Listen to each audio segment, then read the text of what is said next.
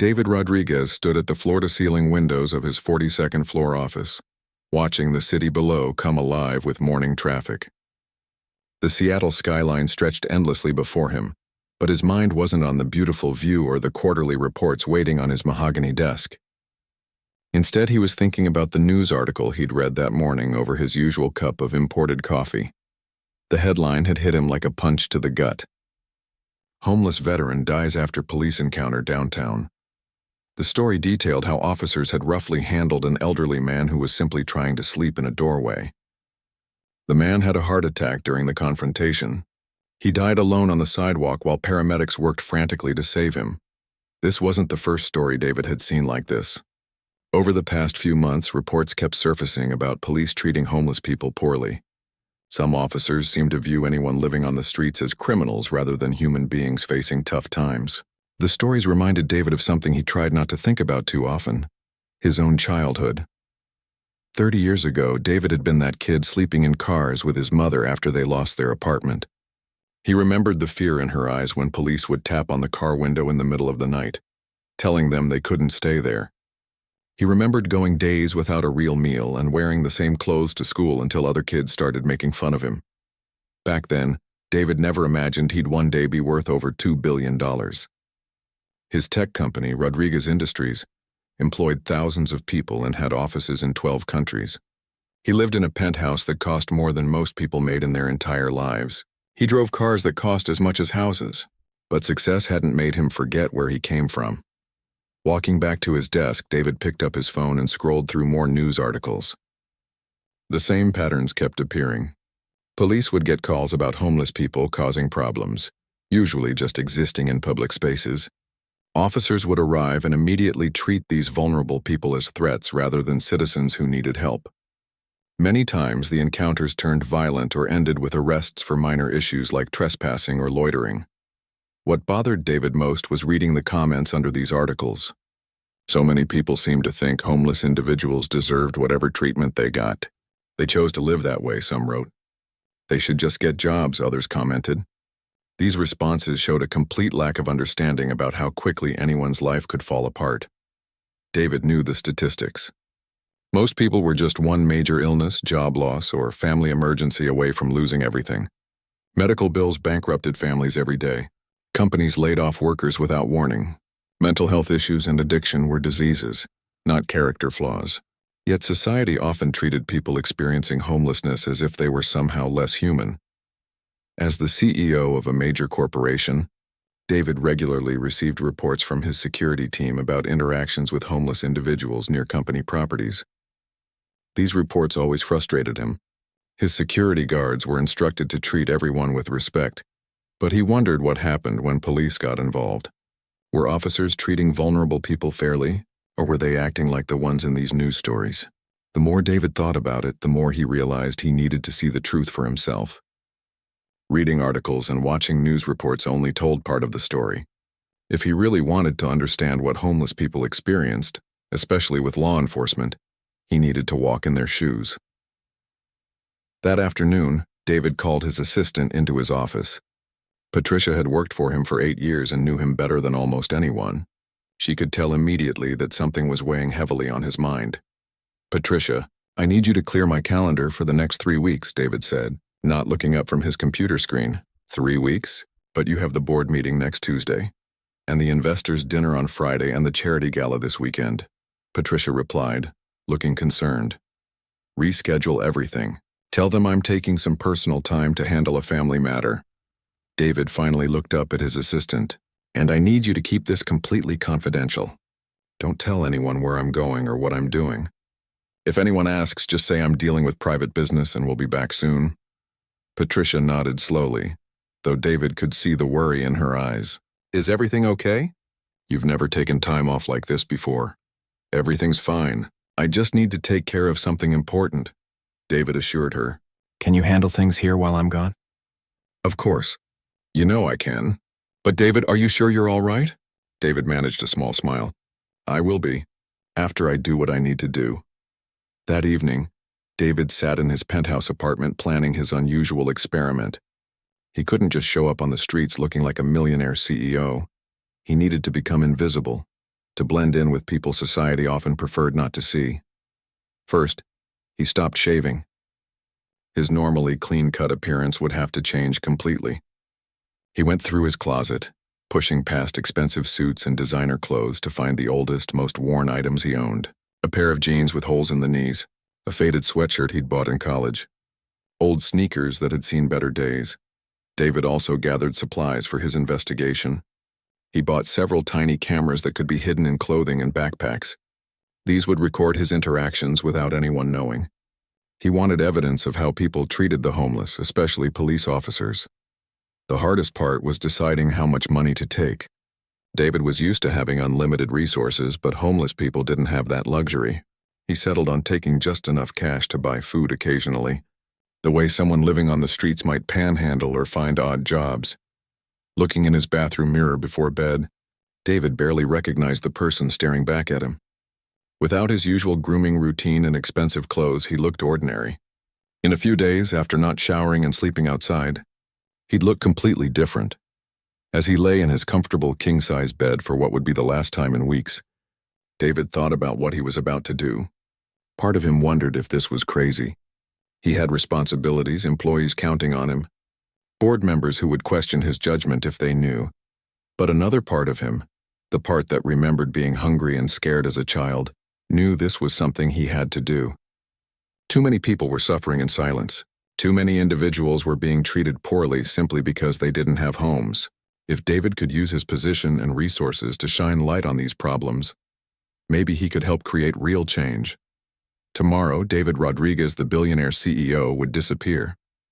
In his place would be just another homeless person trying to survive on the streets of Seattle.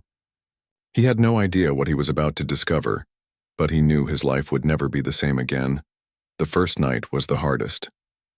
David had never realized how loud the city could be when you were trying to sleep on concrete.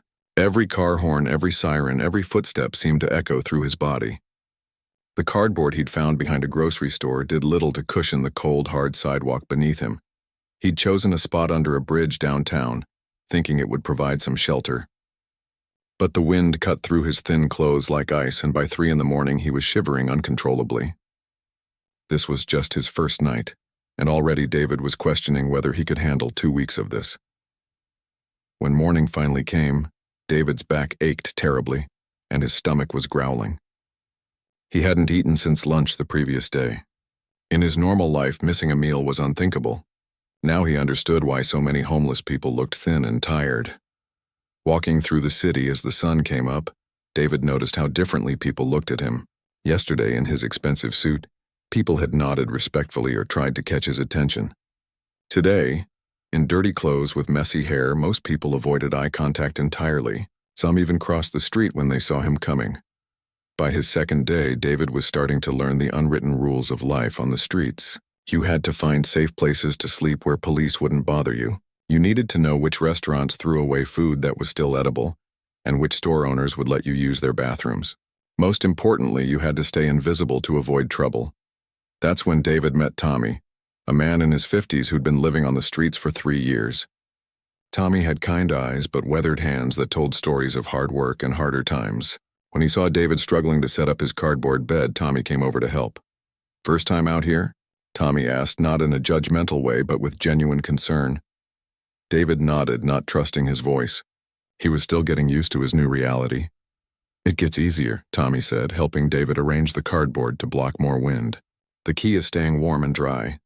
Wet clothes will make you sick fast, and being sick out here can be dangerous."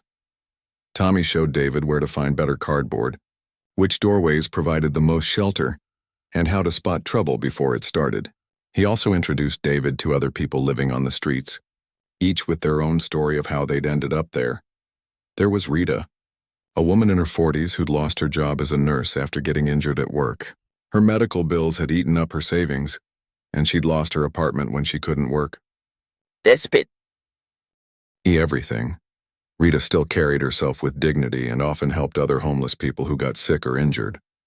Then there was Bobby, barely 18 years old, who'd aged out of foster care with nowhere to go. He was trying to save money for an apartment while working odd jobs, but minimum wage wasn't enough to afford first month's rent, last month's rent, and a security deposit all at once. Bobby reminded David of himself at that age, determined but struggling against impossible odds. David also met Carlos, a veteran who'd served 2 tours in Afghanistan. Carlos had come home with injuries both visible and invisible. The nightmares and flashbacks made it hard for him to hold steady work, and he'd slowly lost everything while waiting for disability benefits that seemed to never come through. Each person David met challenged everything he thought he knew about homelessness. These weren't lazy people who'd chosen easy lives. They were individuals who'd faced circumstances beyond their control and were doing their best to survive with dignity. What shocked David most was how generous everyone was with each other. When Rita found day-old sandwiches behind a deli, she shared them with anyone who was hungry. When Bobby earned a few dollars helping someone move furniture, he bought coffee for the group. When Carlos had a particularly bad night with nightmares, Tommy and others took turns staying awake to make sure he was okay. These people had almost nothing, yet they shared what little they had without hesitation. David thought about the wealthy people he knew who complained about paying taxes that might help programs for the poor. Here were people with nothing who gave everything to help each other. By his 4th day on the streets, David was beginning to understand the daily challenges that consumed every waking hour. Finding food became an obsession. He learned which fast food places threw away meals at closing time, and which grocery stores let food expire on schedule. He discovered that many restaurants and stores had strict policies against giving away food, even to people who were clearly hungry. Staying clean was another constant struggle. Most public bathrooms were locked or had signs saying, "For customers only."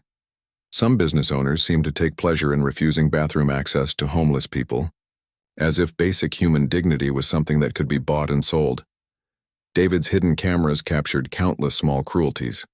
Store employees following homeless people around as if they were automatically shoplifters. Security guards waking people up just for sitting on public benches during the day.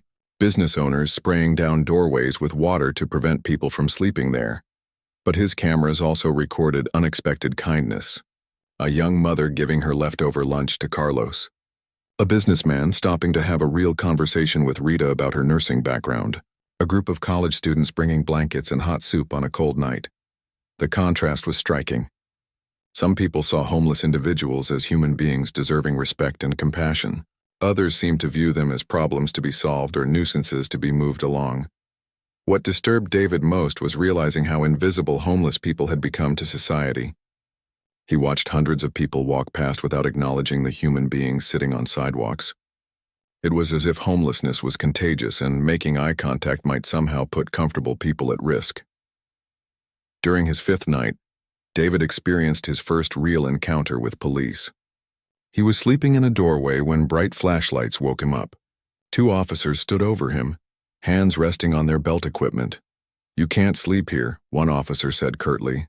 Business owner called it in. David sat up slowly, trying to appear non-threatening. "I'm sorry, officer. I'll move along." "Make sure you do," the other officer replied. "We don't want to see you back here." The interaction lasted less than 2 minutes, but it left David shaken. The officers had treated him like a criminal for the crime of having nowhere else to sleep. Their tone and body language suggested they viewed him as something less than human. As David gathered his few belongings and walked away in the darkness, he realized this was probably one of the milder police encounters homeless people experienced. Tommy had told him stories of officers who were much more aggressive, who seemed to enjoy exercising power over vulnerable people. By the end of his first week on the streets, David felt like a different person. He'd lost weight and his clothes were genuinely dirty and worn. His hair was greasy and he probably smelled bad, though he'd gotten used to it. More importantly, he'd begun to understand what it felt like to be invisible to society. The experience was changing him in ways he hadn't expected. Every comfortable assumption about poverty and homelessness was being challenged. Every interaction with police, business owners, and ordinary citizens was teaching him something new about how society treated its most vulnerable members. David knew he still had another week to go, but already he was planning what he would do with everything he was learning. The hidden cameras were capturing evidence that could help change policies and attitudes. The relationships he was building were showing him what kind of help homeless people actually needed versus what society assumed they needed. Most importantly, David was beginning to understand that this experiment would have consequences far beyond his 2 weeks on the streets. He was seeing problems that demanded solutions, and he had the resources and influence to make a real difference. The question was whether he'd have the courage to act on what he was learning. The rain started early that Tuesday morning, turning the city streets slick and cold. David and Tommy had found shelter under the awning of a small coffee shop called Bright Morning Cafe. They weren't blocking the entrance or bothering anyone, just trying to stay dry. While the storm passed through, David was exhausted. The previous night had been particularly rough.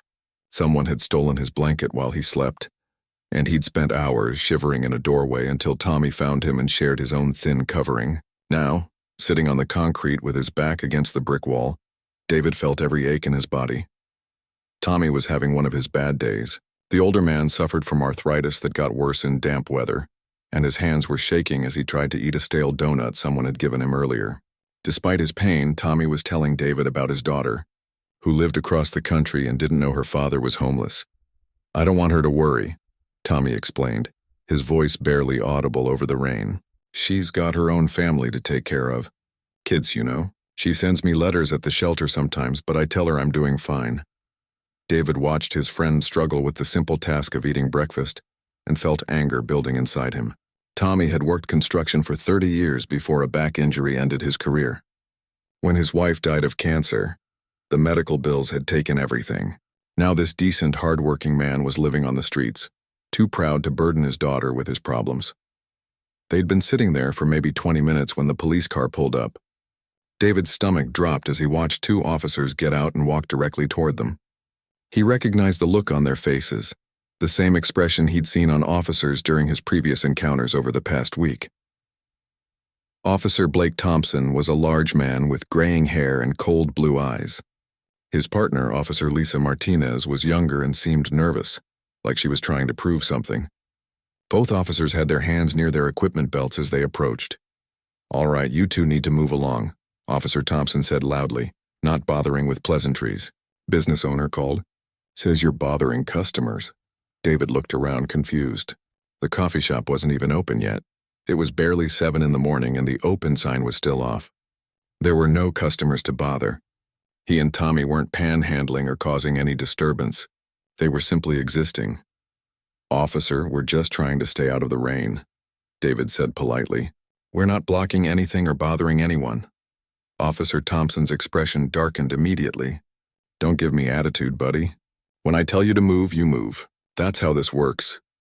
Tommy started struggling to stand up, his arthritic joints making the movement painful and slow. "Sorry, officers, we'll go. Just give us a second here." "A second?" Officer Martinez stepped closer, her voice aggressive. "You've had all night to figure out somewhere else to go. This isn't a hotel." David felt his temper rising but tried to keep his voice calm. "We understand you have a job to do, but we're on a public sidewalk. We're not breaking any laws by sitting here." That was apparently the wrong thing to say. Officer Thompson moved closer, his face red with anger. "You want to be a lawyer now? Let me explain the law to you, smart guy. Loitering, blocking pedestrian traffic, panhandling. I can find plenty of reasons to arrest you if you keep running your mouth." "We weren't panhandling," David replied, his voice getting firmer. "We were sitting quietly, minding our own business." "That's it," Officer Thompson snapped. He grabbed David by the arm and started pulling him to his feet. "You're under arrest for resisting lawful orders and disorderly conduct." The grip was unnecessarily rough, and David winced as the officer's fingers dug into his arm. "Officer, please. I'm not resisting anything. I just asked a simple question." By now a small crowd was gathering. Early morning commuters were stopping to watch, and several people had pulled out their phones to record what was happening.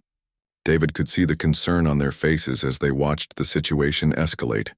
Officer Martinez had turned her attention to Tommy, who was still struggling to stand because of his arthritis. "Come on, Grandpa. Move it along before you join your friend in the back of our car." "He's got arthritis," David said, trying to keep his voice steady despite the officer's grip on his arm. "He's moving as fast as he can." "I don't want to hear excuses," Officer Thompson replied, tightening his grip. "Both of you should have thought about that before deciding to be homeless." David stared at the officer in disbelief. The callousness of that statement was breathtaking, as if homelessness was a choice people made for fun, rather than a circumstance they found themselves in despite their best efforts. Tommy had finally managed to stand, but he was clearly in pain. His face was pale and he was breathing heavily from the effort.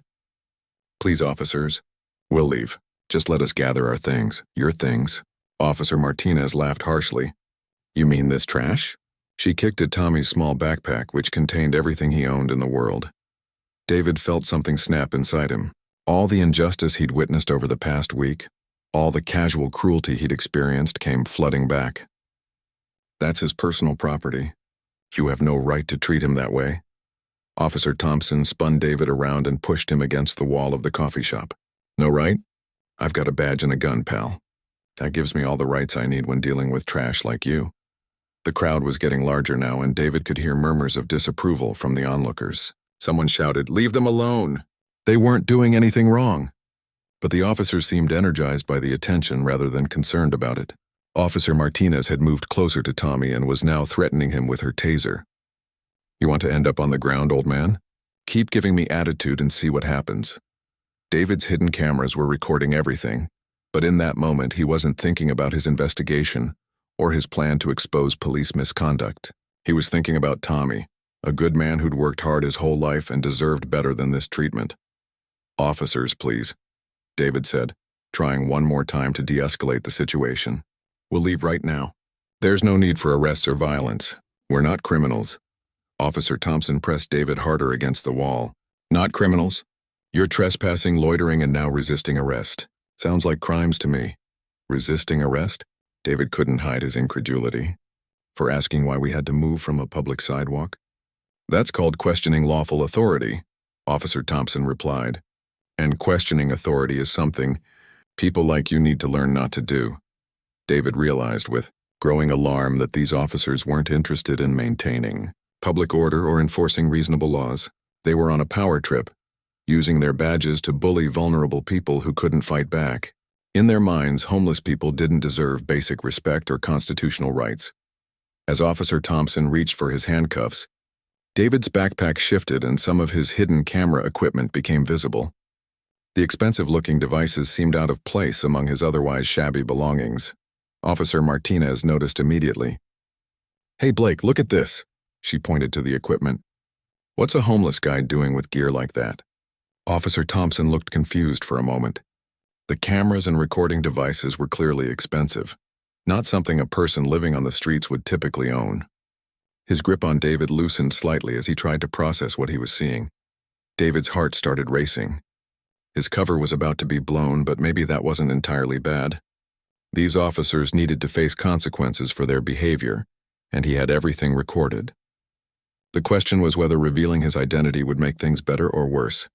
"Where did you steal this equipment?" Officer Thompson demanded, his voice suspicious now rather than just angry. "I didn't steal anything," David replied quietly. "Those items belong to me." Officer Martinez laughed. "Right. And I'm sure you can prove that, can't you?" David looked around at the crowd, at Tommy, who was still struggling with pain and fear, at the two officers who had no idea their lives were about to change forever. He thought about the past week on the streets, about all the stories of police misconduct he'd heard from other homeless people, about the casual cruelty he'd witnessed every single day. It was time for the truth to come out. David reached slowly into his pocket, moving carefully so the officers wouldn't think he was reaching for a weapon. "Actually, yes. I can prove it." Officer Thompson and Officer Martinez exchanged glances, clearly not expecting that response. The crowd pressed closer, sensing that something important was about to happen. David pulled out his wallet, the expensive leather wallet he'd almost left behind but kept for identification purposes. From it, he extracted his driver's license and handed it to Officer Thompson. The officer looked at the license, and David watched his face change from confusion to recognition to pure terror. Officer Thompson's face went completely white as he read the name David Rodriguez and realized he was looking at one of the most powerful men in the city. "Officer." Thompson stared at the driver's license in his hand, reading the name over and over again as if it might change. David Rodriguez. The same David Rodriguez whose face had been on the cover of Seattle Business Journal just last month.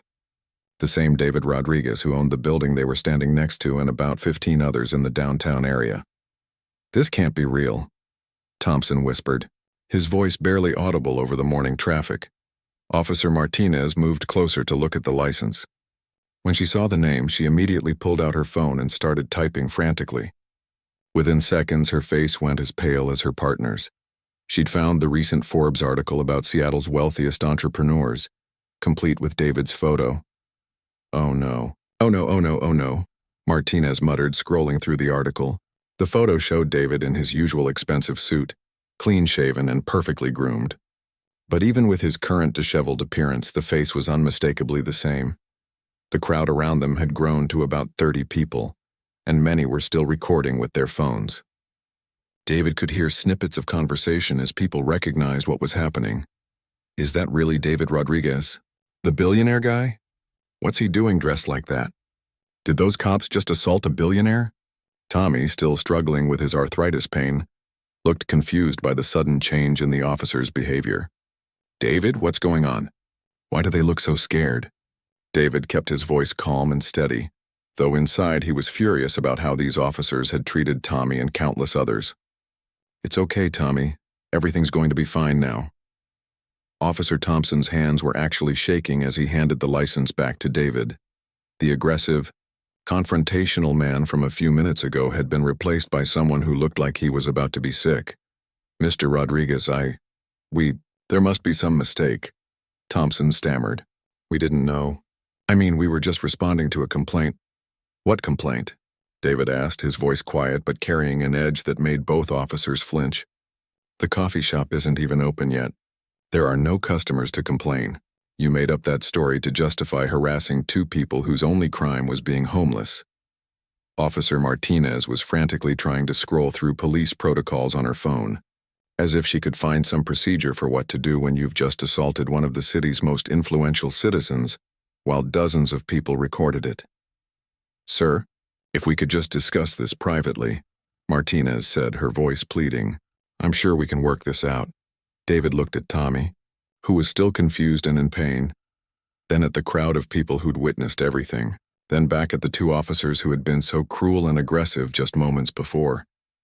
"Work this out?" David repeated. "Officer Thompson, 5 minutes ago you called me trash.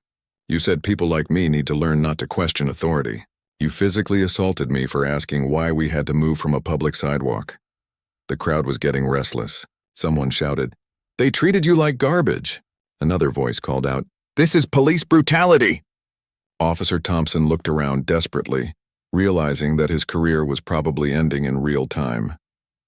"Mr. Rodriguez, please. We were just doing our jobs. Sometimes these situations get heated, but we never meant—" "Never meant what?" David interrupted. "Never meant to treat homeless people like they're not human beings.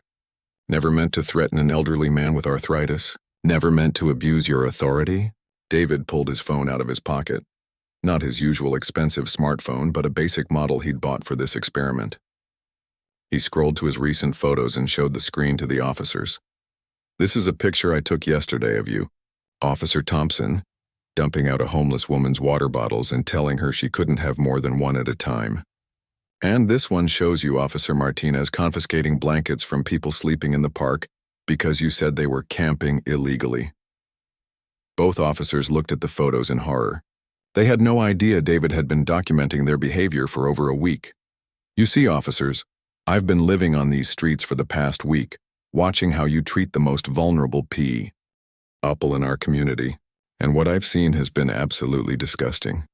Tommy finally understood what was happening. "David, you're really that rich guy? The one who owns all those buildings?" David nodded.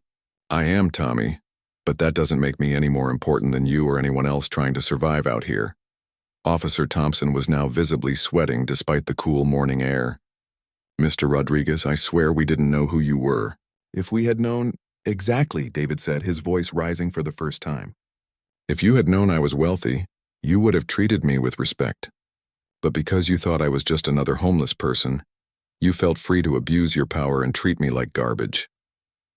The crowd was growing larger by the minute. Word was spreading through social media, and David could see people live streaming the encounter on various platforms. The hashtag #HomelessBillionaire was probably already trending. Officer Martinez was now crying, apparently realizing the full implications of what had just happened. "We're going to lose our jobs," she whispered to her partner. "You should lose your jobs," David replied, overhearing her. "But more importantly, you should face charges for assault and abuse of authority. And every other person you've mistreated deserves an apology and justice." A news van pulled up at that moment, followed quickly by two more.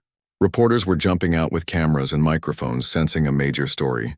David recognized several local journalists who'd interviewed him before for business stories. "Mr. Rodriguez," one reporter called out. Can you tell us what happened here? Before David could answer, his phone started ringing. He looked at the caller ID and saw it was the mayor's office. Word was clearly traveling fast through the city's power structure. "Officers," David said, ignoring his ringing phone. "I want you to understand something. The way you treated me today is exactly how you treat homeless people every single day. The only difference is that I have the resources to fight back and they don't." Officer Thompson looked like he wanted to disappear into the sidewalk. "Mr. Rodriguez, please. We have families.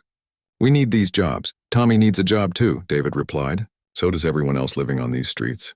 But they don't get to keep their dignity when they interact with police officers. They don't get treated with basic human respect." David's hidden cameras had captured the entire encounter, from the initial approach to the revelation of his identity. The change in the officer's behavior was so dramatic it would be almost comical if it weren't so revealing about how society treated different classes of people. A black SUV pulled up, and David recognized his head of security getting out. Someone from his company had obviously seen the news coverage and sent help, but David waved him off. He wasn't ready to return to his normal life yet. "Mr. Rodriguez," Officer Martinez said desperately, "what can we do to make this right?" David looked at Tommy, who was still struggling with pain and confusion. He thought about Rita, the former nurse who couldn't get medical care for her own injuries. He thought about Bobby, the teenager trying to save money for an apartment while sleeping in doorways. He thought about Carlos, the veteran with PTSD who couldn't get the help he deserved. "You want to make this right?" David asked. "Start treating every homeless person with the same respect you'd show me if you'd known who I was from the beginning. Stop assuming people living on the streets are criminals.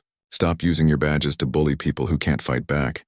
The news reporters were pushing closer, trying to get better shots and audio. David's phone was ringing constantly now, probably his assistant, board members, and various city officials who'd heard about the incident. "But it's too late for that to help you," David continued. "Because I've been recording everything for the past week. Every interaction, every act of cruelty, every abuse of power. And it's all going to become public." Officer Thompson looked like he was about to faint. "Recording everything?" David nodded toward his backpack where the hidden cameras were still running. "I have footage of you and dozens of other officers treating homeless people like they're not human beings, and I have the resources to make sure everyone sees it." The crowd was cheering now, understanding that they were witnessing something historic. Social media was exploding with posts about the incident. Justice for homeless was trending alongside darned homeless billionaire. Tommy reached over and put his hand on David's shoulder.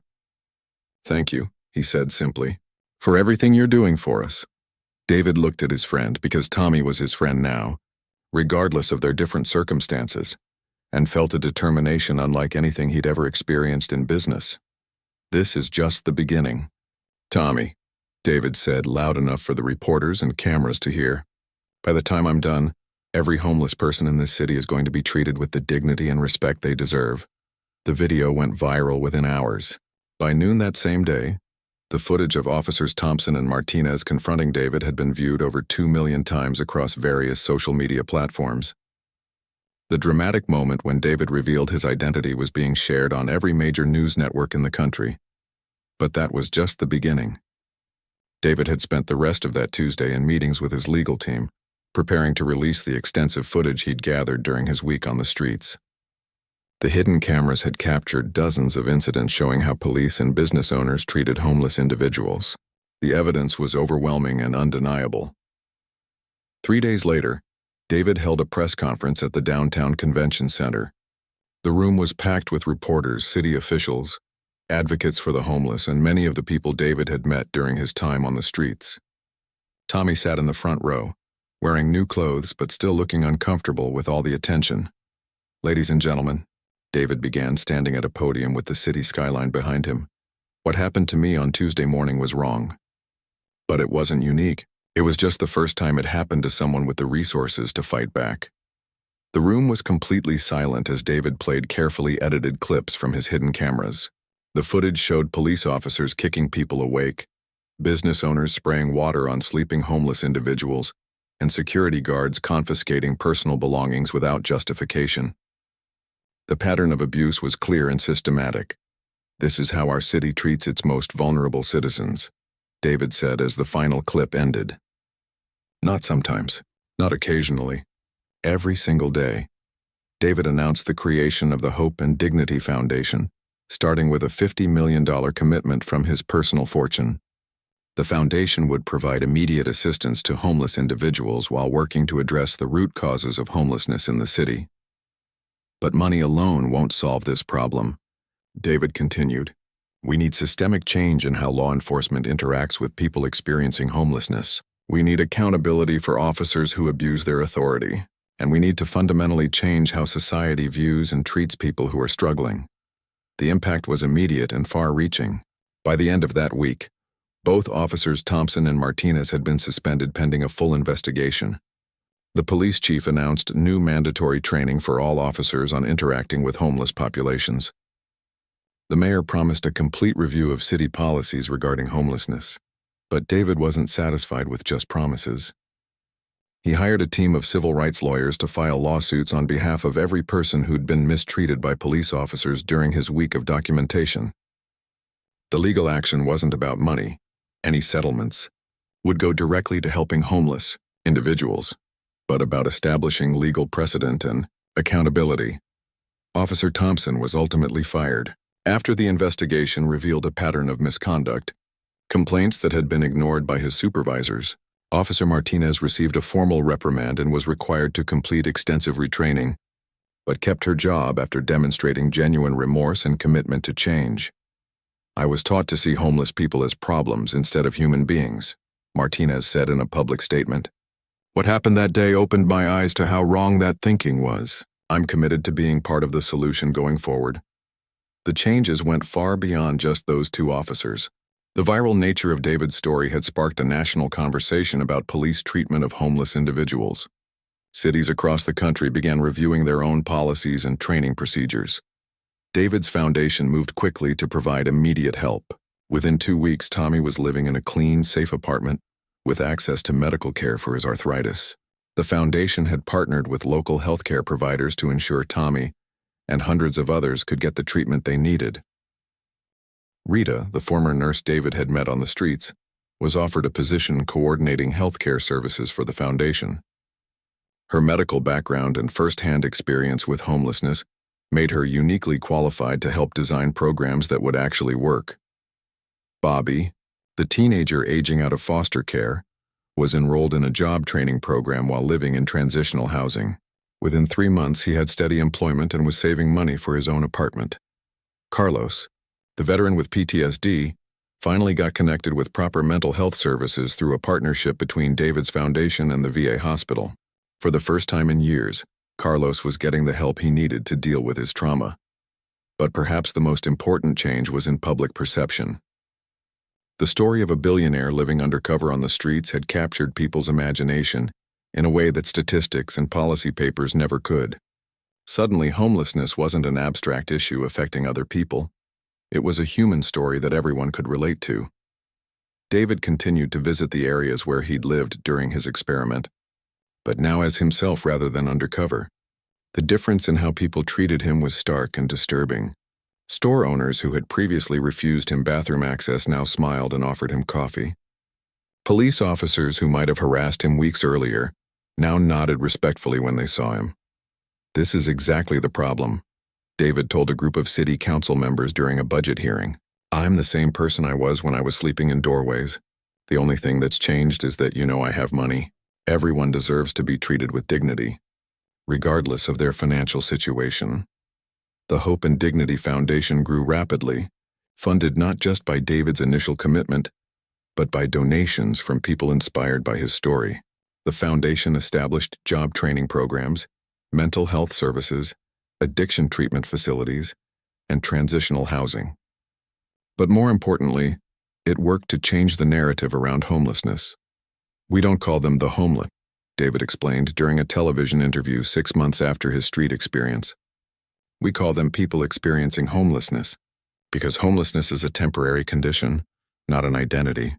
With the right support, anyone can rebuild their life."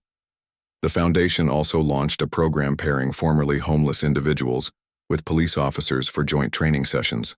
The goal was to help officers understand the human stories behind homelessness, while giving people who'd experienced street life a voice in how policies were developed. 1 year after David's experiment, the city's homeless population had decreased by 30%.